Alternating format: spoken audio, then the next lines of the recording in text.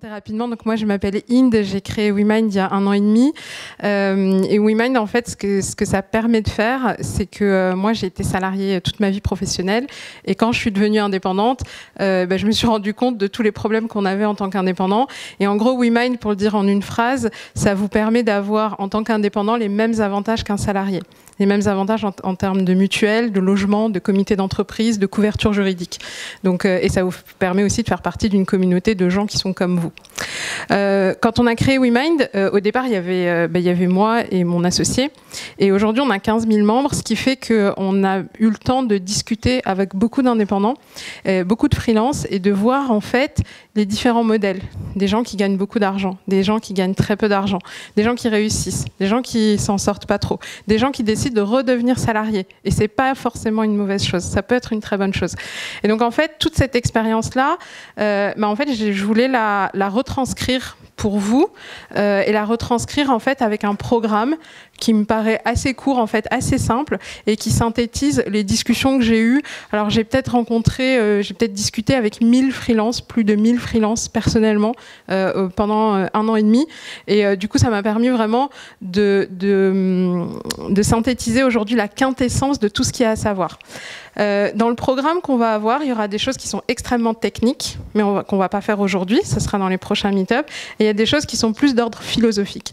Et c'est ça qu'on va faire aujourd'hui, parce qu'aujourd'hui c'est une conférence introductive, c'est une conférence en fait pour faire le point sur pourquoi on devient indépendant et qu'est-ce que ça implique, et on va dire c'est la base. C'est-à-dire que c'est important qu'à la fin de cette conférence, pas que vous soyez forcément d'accord avec moi, c'est pas l'objectif, mais qu'au moins vous vous posiez des questions par rapport à ce que je vais vous dire. Parce que ça sera forcément des bonnes questions, chacun aura ses réponses, et ça sera forcément des bonnes réponses. Pourquoi ? Parce que c'est des bonnes questions. Alors, pourquoi on en a marre du salariat ? Je voudrais parler un petit peu de l'histoire, en fait. Je vais vous parler un petit peu de l'histoire du salariat et pourquoi on est aujourd'hui dans cette situation. Alors, je voudrais commencer par cette citation de Jean-Jacques Rousseau. Jean-Jacques Rousseau, c'est un philosophe français du siècle des Lumières. Et en fait, il écrit cette phrase « L'homme est né libre et partout il est dans les fers ».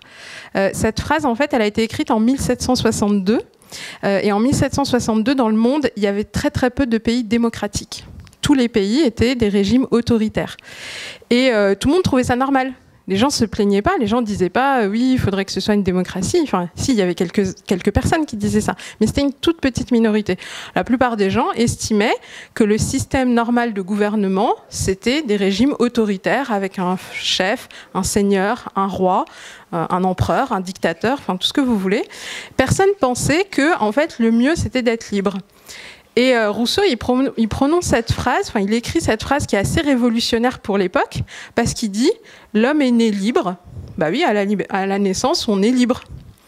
Et il regarde dans le monde entier, sur toute la planète autour de lui, et il voit que tout le monde est dans les fers. Et Rousseau, c'est quelqu'un qui est extrêmement sensible. Quand on lit son œuvre, on est toujours frappé à toutes les étapes par sa sensibilité. C'est quelqu'un qui ressent tout beaucoup plus fort que tout le monde. Et comme il ressent ça, il est capable de l'écrire. Et donc, il écrit cette phrase, donc « L'homme est né libre et partout il est dans les fers ». Cette phrase, elle va avoir un retentissement extraordinaire dans l'histoire. C'est-à-dire que ça va créer tout un mouvement qui est ce qu'on appelle le siècle des Lumières, qui va donner lieu à la Révolution française, à d'autres révolutions dans le monde et à l'avènement des démocraties.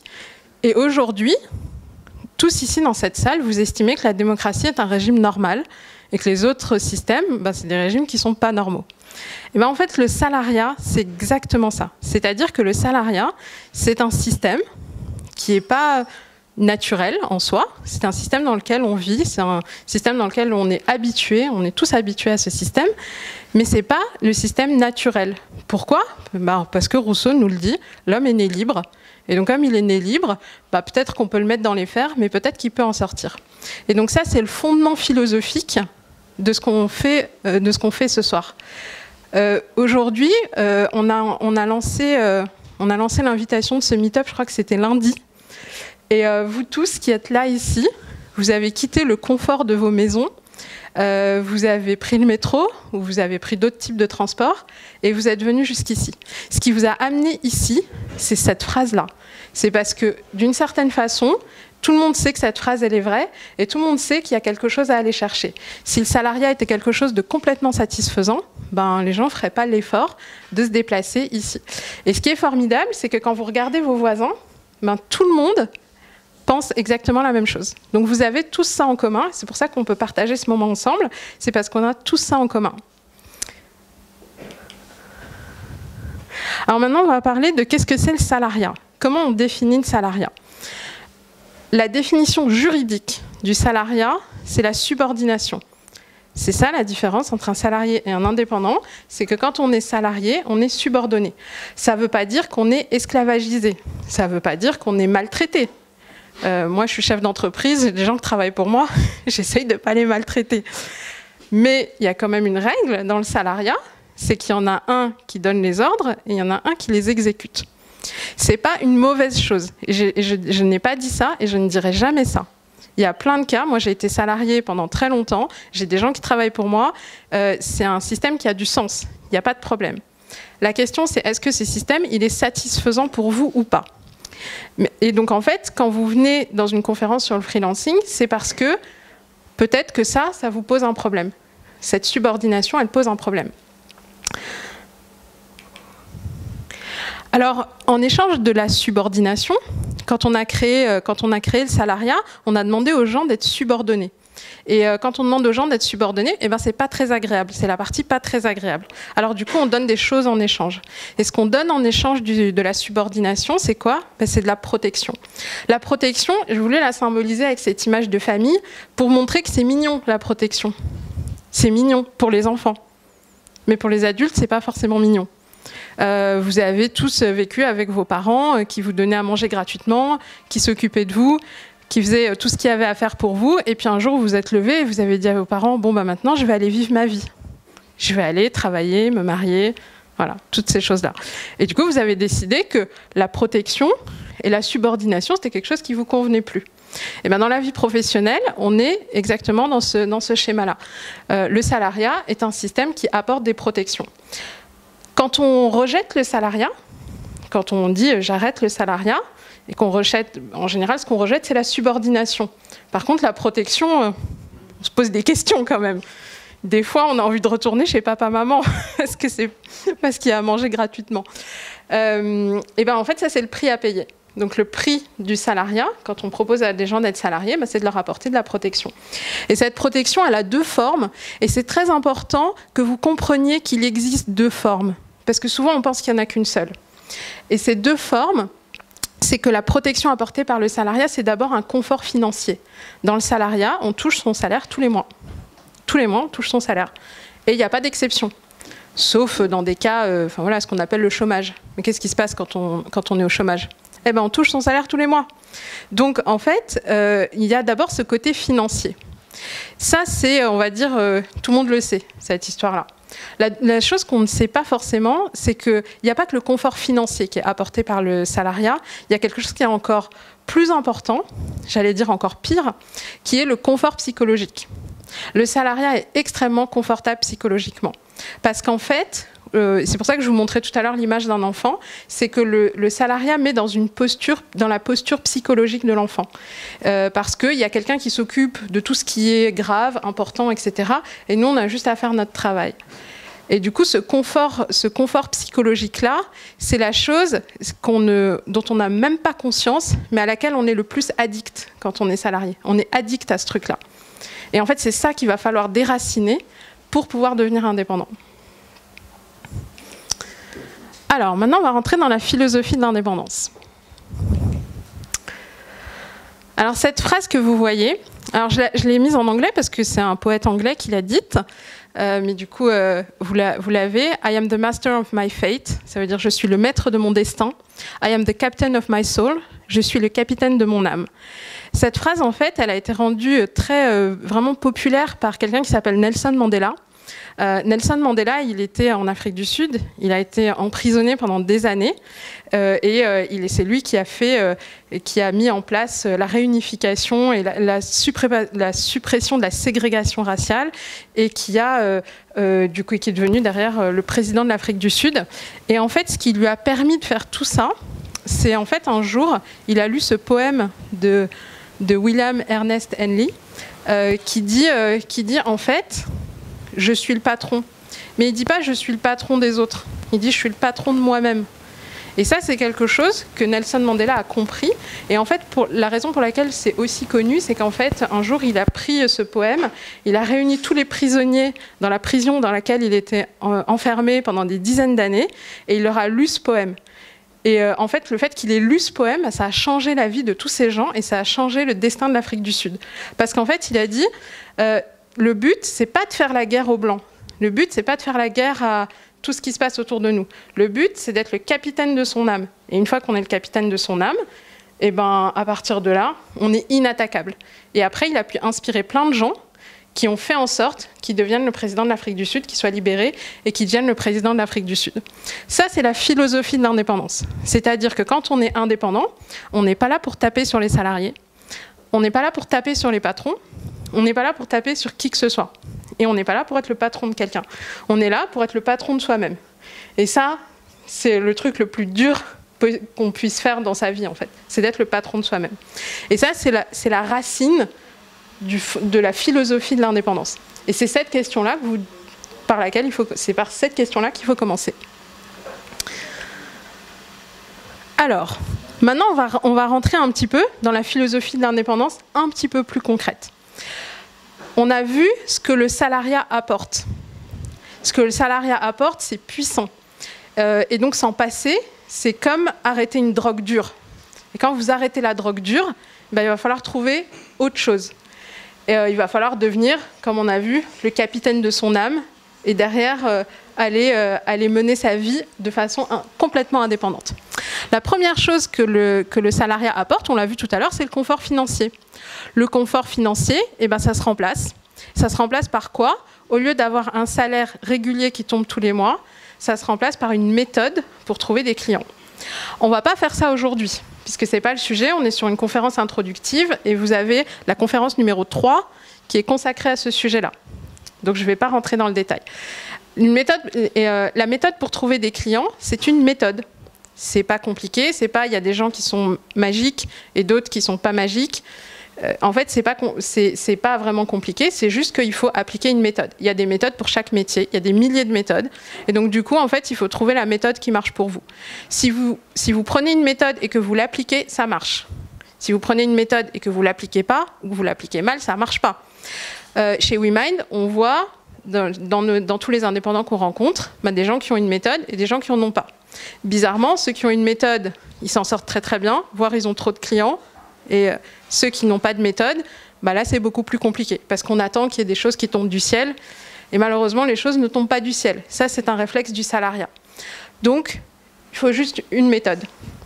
Je ne vais pas le faire là, parce que ce n'est pas le sujet, mais on reviendra sur ce sujet-là.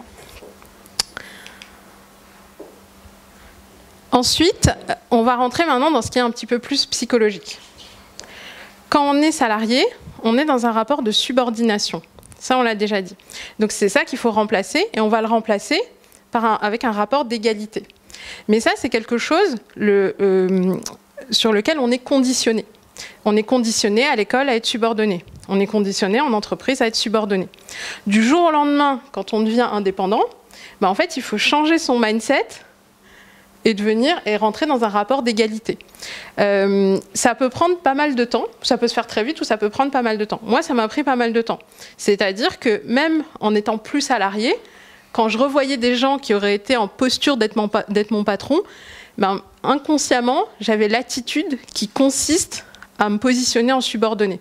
Et ça, c'est pas bon pour vos affaires. Parce que pour vos affaires, vous devez être le capitaine, et c'est comme ça que vous allez négocier, trouver des missions, fixer vos prix, etc.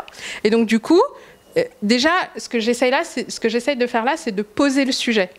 C'est-à-dire qu'il faut que vous ayez conscience que vous n'êtes plus dans le rapport de subordination. Et à chaque fois que vous voyez que vous êtes mis dans un rapport de subordination, hop, il faut en sortir et rentrer dans le rapport d'égalité. Et c'est dans le rapport d'égalité que vous allez pouvoir construire votre valeur sur le marché. Alors maintenant, on va rentrer dans le confort psychologique. Le confort psychologique, c'est ce qu'il y a vraiment de plus dur C'est ce qu'il y a de plus compliqué.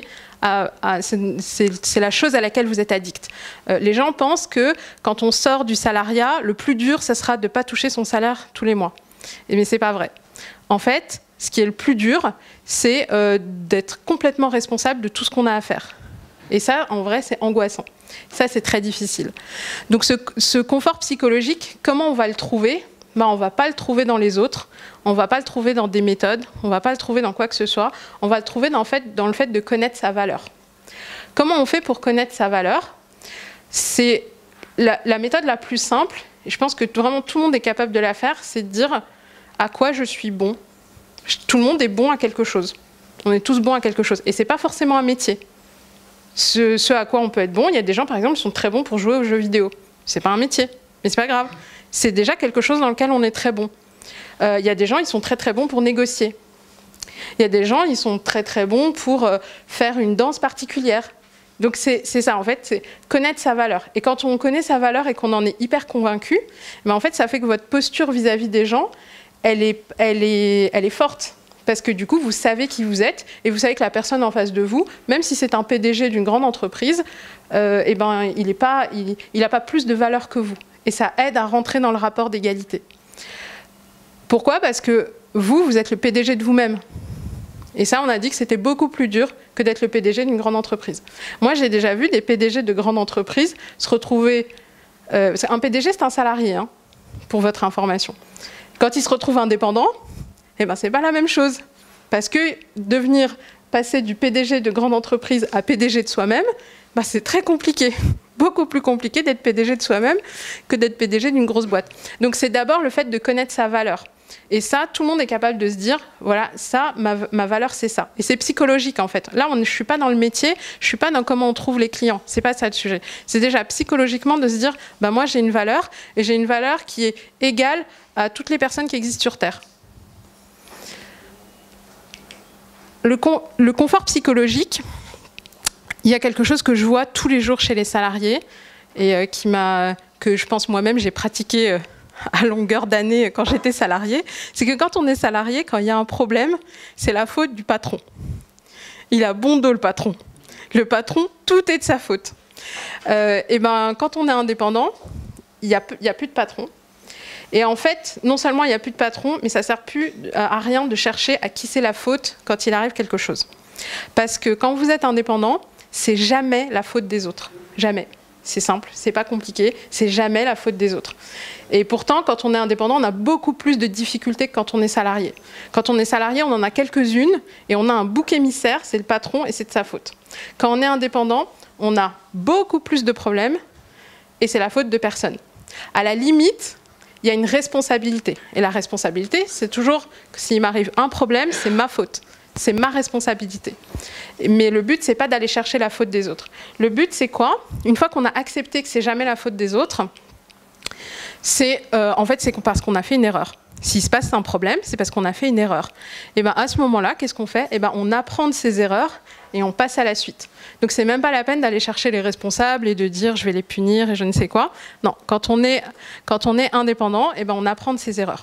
Et si vous êtes indépendant et que vous faites ça, c'est-à-dire que vous connaissez votre valeur, que vous savez que c'est jamais de la faute des autres, que ça sert à rien d'aller chercher à qui c'est la faute, et que vous apprenez de vos erreurs, vous avez rompu le confort psychologique du salariat et vous êtes quelqu'un de totalement libre. Et du coup, vous êtes libre dans votre tête. Et ça, c'est beaucoup plus important que l'aspect financier de la chose. En fait, l'aspect financier va suivre ça. Ça ne va pas le précéder. Et c'est une erreur qu'on fait communément de penser que quand on est salarié, si un jour on devient indépendant, comment on fera pour se nourrir ? C'est pas vrai. La question, c'est comment on fera pour avoir un confort psychologique suffisamment bon dans sa tête pour aller être capable d'aller défendre sa valeur, d'aller trouver du travail, des missions, et d'être rémunéré de façon juste pour ça. Mais il faut d'abord avoir ça pour passer à la suite.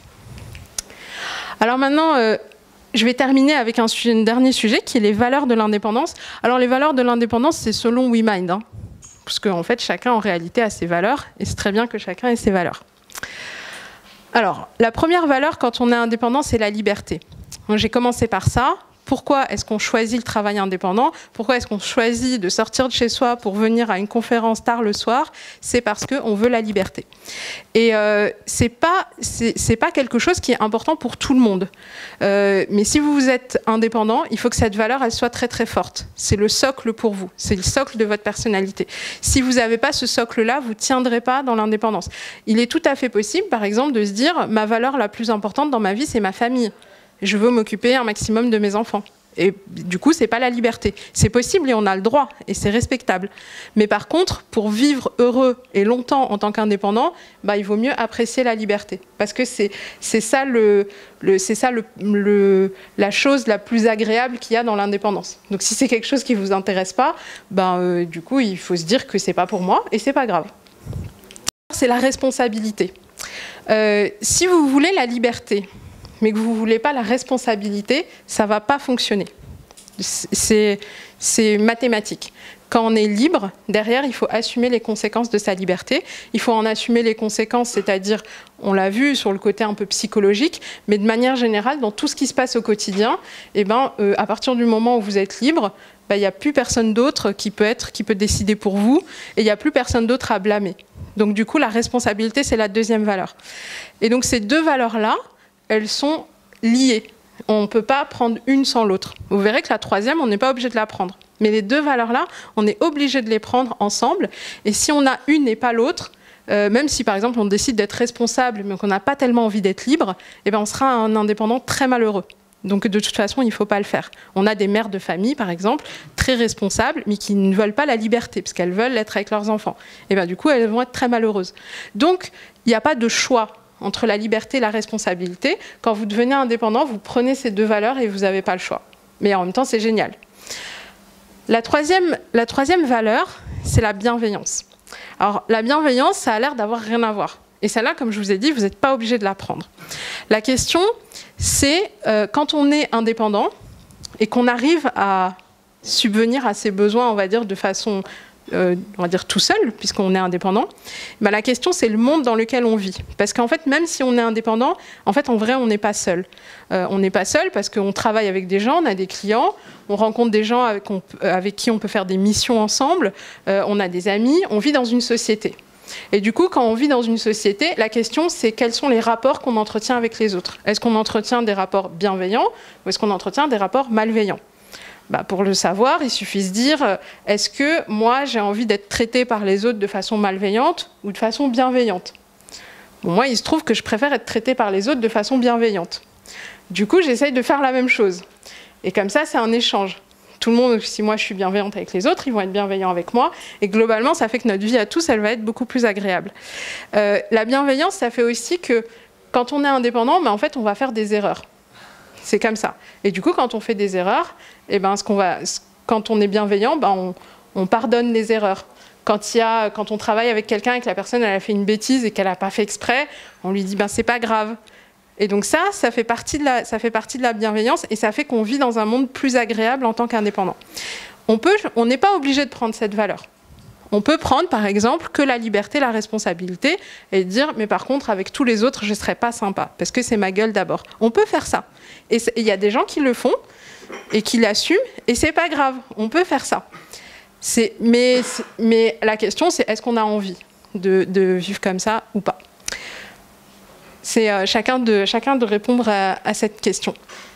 Alors, là, j'ai terminé cette première partie introductive, qui est vraiment une partie philosophique. On va maintenant parler de la suite du programme. Donc là, on a parlé de la philosophie de l'indépendance. Et comme vous avez vu, c'était très court. Vous avez quelques questions à vous poser par rapport à ça, mais finalement, c'est des questions qui sont assez simples. Dans les prochains meet-up, on va rentrer dans des choses qui sont extrêmement concrètes. La première, c'est comment choisir son statut juridique. Alors, je commence par ça parce que je sais que c'est une question que tout le monde se pose. Et que tout le monde croit que c'est une montagne et qu'il va falloir étudier le code civil et le code de la consommation et je ne sais quoi, ce qui n'est absolument pas vrai.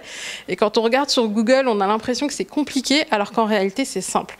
Donc en fait, ce qui va se passer, c'est quand on va faire ce meet-up, vous allez venir, je vais tout vous expliquer et après, ça sera simple.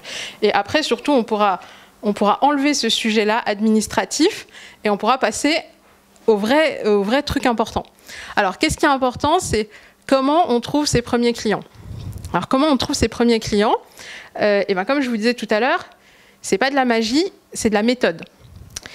Et une erreur que je vois souvent chez les indépendants, c'est de se dire, ben, soit on attend que les clients arrivent, ça marche pas trop, soit on va aller démarcher des clients, ça marche pas trop non plus, ou soit on demande conseil à des autres gens, et en général, les gens à qui on demande conseil, c'est des gens pas compétents.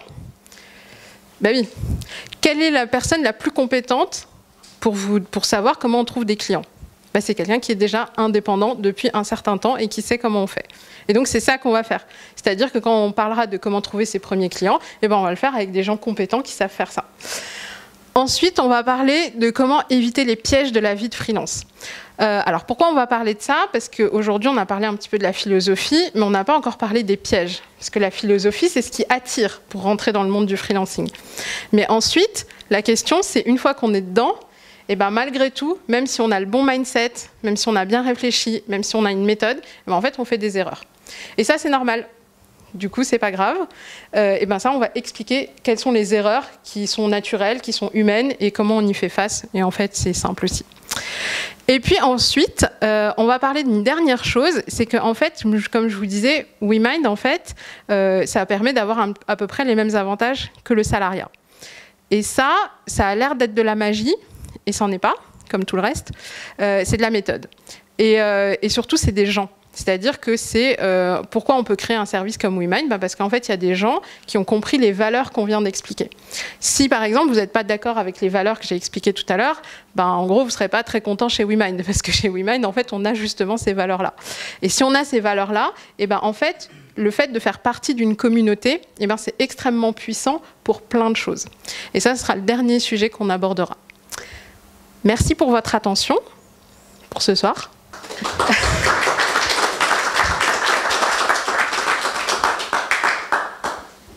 Je vais prendre quelques questions, pas beaucoup, parce que je voudrais surtout qu'on prenne un peu de temps pour en fait tous échanger ensemble.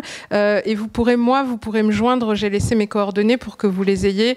Donc n'hésitez pas à les prendre en photo et voilà, m'écrire ou à m'appeler.